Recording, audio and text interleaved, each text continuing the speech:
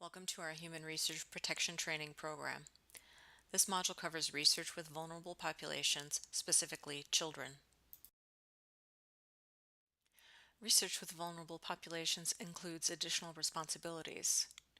Researchers need to continue to assure ethical research conduct, provide additional protections for these groups, and include such populations only when relevant to the study question. Vulnerable participants or groups include those who are less able to express autonomy and advocate for themselves when agreeing to being in research, those who have been subject to unethical research in the past, those for whom there may exist a power differential, and those for whom research may pose group harms through stigmatization or psychological harms. The learning objectives for the Vulnerable Population series include identifying populations which are considered vulnerable in research, recognizing when additional regulatory and ethical principles apply for research with such groups, ensuring research in vulnerable groups meets specific requirements described in the regulations, and designing and implementing additional safeguards in the research. The learning objectives for this module cover discussing children in research, including in the K-12 educational setting, how children are defined in the regulations, assessing when research may receive expedited or exempt level review, understanding parental permission and assent and when they may be waived, and finally, understanding and applying additional regulations for research in the K-12 educational setting. Additional regulations cover research with children, prisoners, pregnant women, fetuses, and neonates in biomedical research. Other groups not covered but recognized as needing special consideration include people with cognitive impairment, workers, employees, and students, and economically or educationally disadvantaged individuals.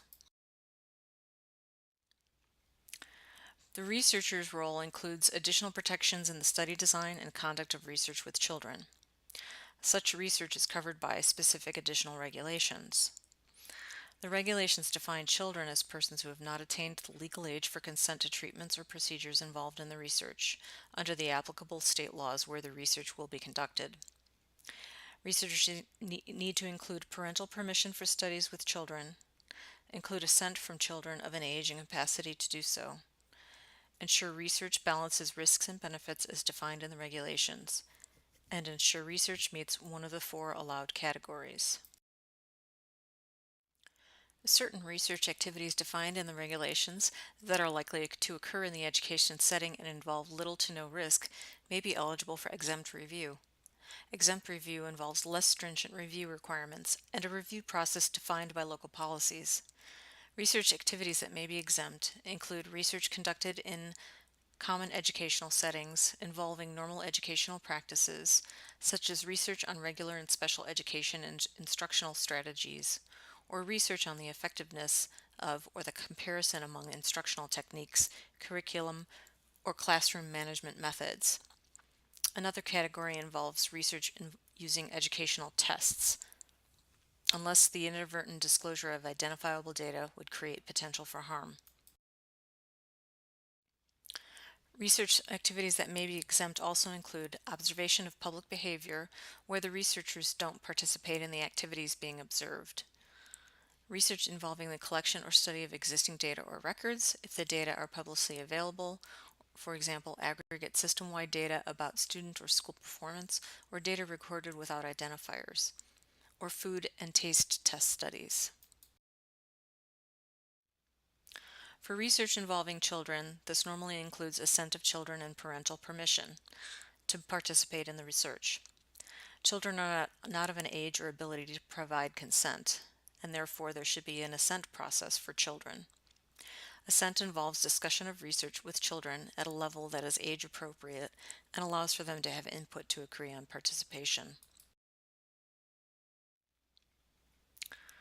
These projects should also include parental permission.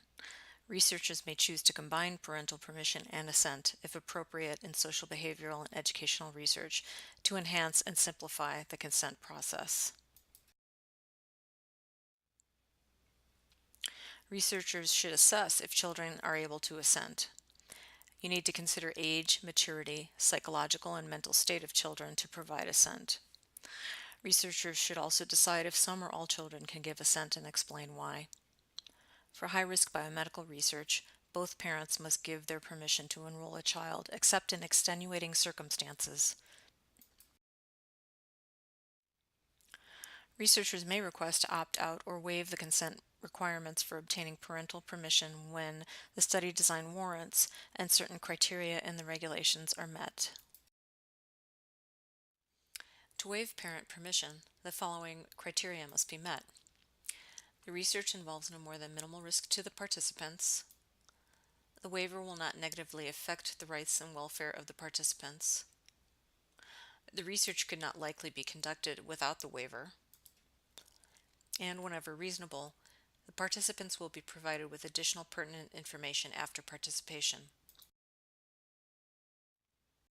Researchers may also provide rationale and explanation to waive the assent process for children. The IRB will make the final determination about the need for assent of children and how assent should be tracked in the study. Regulations define types of research permissible with children based on risks and benefits and the types of protections needed. For research of minimal or greater than minimal risk but direct benefit to the children, permission from one parent and assent from the child is necessary. For greater than minimal risk biomedical research that has no direct benefit to child participants, permission from both parents and assent from the child is needed. Research with children in the educational setting involves additional considerations. There are school district oversight requirements and also additional regulatory requirements of the Family Educational Rights and Privacy Act, or FERPA, the Protection of Pupil Rights Amendment, PIPRA, and State of Nevada laws.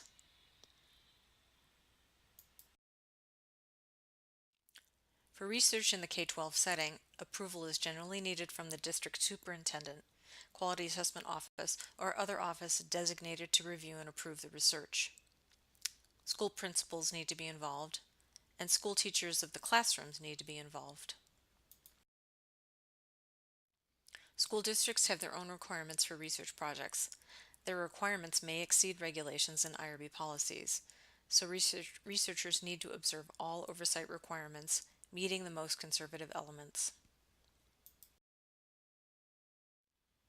We strongly encourage researchers to consult with districts in advance about proposed projects before IRB review. This is necessary to obtain provisional agreement to permit the study, to discuss considerations relating to study design, including parent permission and assent, and if there are opportunities to waive, to discuss feasibility, resource utilization, and minimizing classroom disruption, while also achieving the study aims.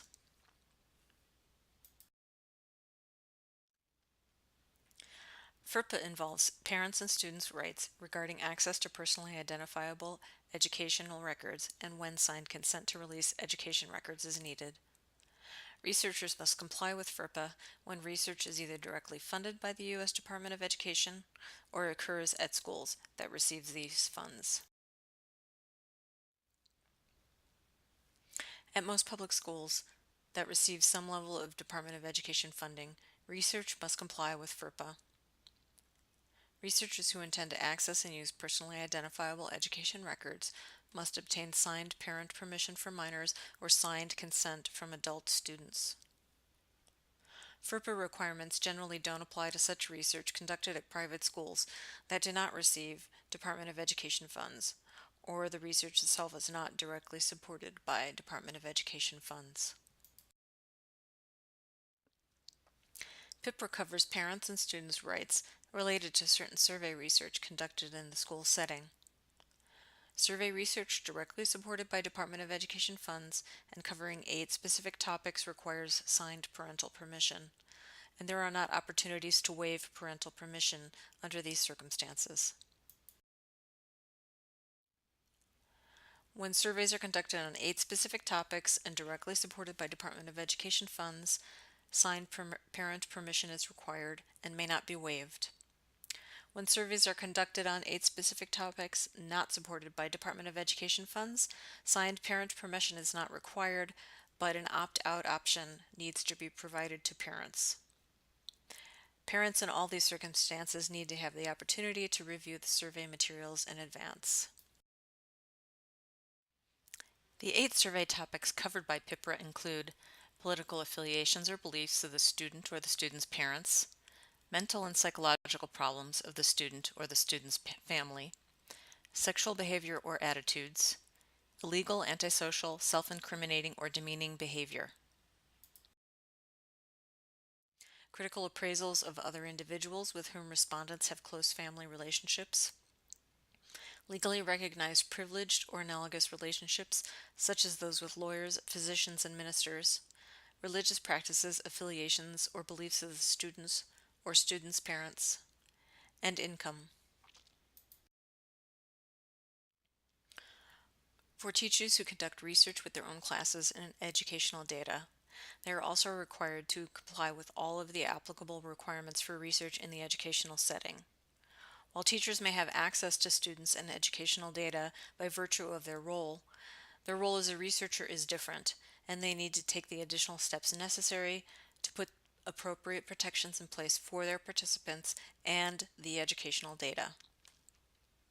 In the state of Nevada, there are also additional requirements for enrolling wards in research. For persons who are wards of the state, the family must seek court assignment of a guardian and consult further with research integrity about those additional requirements. This concludes the module on vulnerable participants, children in research.